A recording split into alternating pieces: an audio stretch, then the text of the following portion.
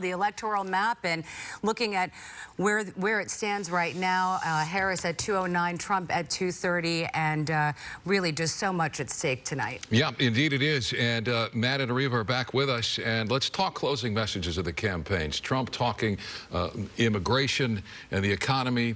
Vice President Harris talking democracy and abortion. The closing argument and the messages first to you, Matt, for the Republican Party. Yeah, I mean, Trump closed on a busy day on Monday, and he said that the future doesn't have to be this way. And he talked about trying to position the race as things were better off 4 years ago, or you were better off 4 years ago than you are today. And I think that was the crux of what he talked about throughout his campaign. He also talked about the immigration problem, but he really focused a lot on the economy. And look, Donald Trump, as I said, we said earlier, this is a base election, meaning you're driving people to the polls that are your voters, and the challenge is to get as many of them to show up as possible, whether you're a frequent voter or an infrequent voter.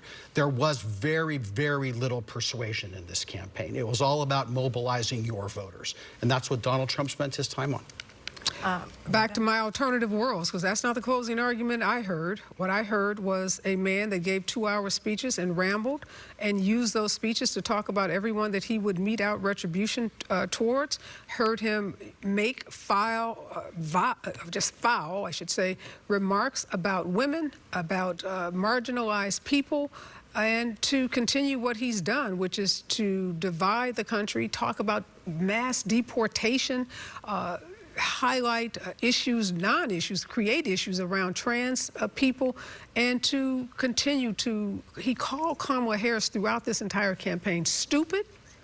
He called her low intelligence. He just used the most foul language, vitriol. He cursed, he used profanity. So I'm not sure what closing argument other people heard, but that's what I heard. I read 1,200 newspapers a day practically.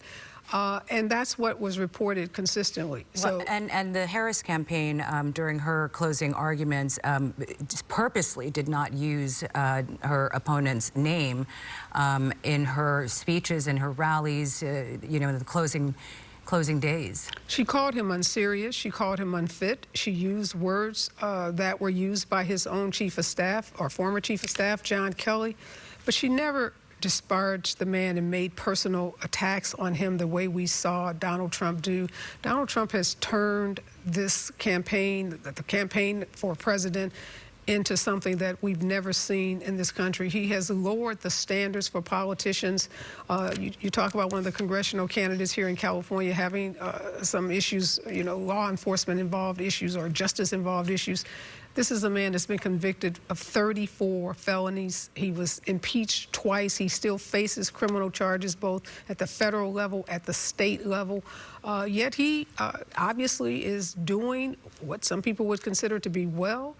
Millions and millions of voters are voting for him because they are, you know, either holding their nose, closing their eyes, and voting for him. And it's baffling to me that someone with his record would continue to garner the kind of support that he garners. We know that if Barack Obama or anyone other than Donald Trump acted in the way that he acted, said the kind of things that he has said, it would have been immediately disqualifying. And we cannot overlook that. We can't make these false equivalencies. You can do whatever you want to do, but you're not going to keep interrupting me. We've already been through that. You all need to determine what you want out of this conversation, because I am not going to sit here and let Matt talk at me like I'm some kid. I'm not your kid. I'm not your wife. I don't know how you treat them, but you're not going to. Look, all I'm saying, I heard Ariva, that indictment. Why are we even here? Kamala Harris should be running away with this. We're going to continue the conversation. Yes. We've got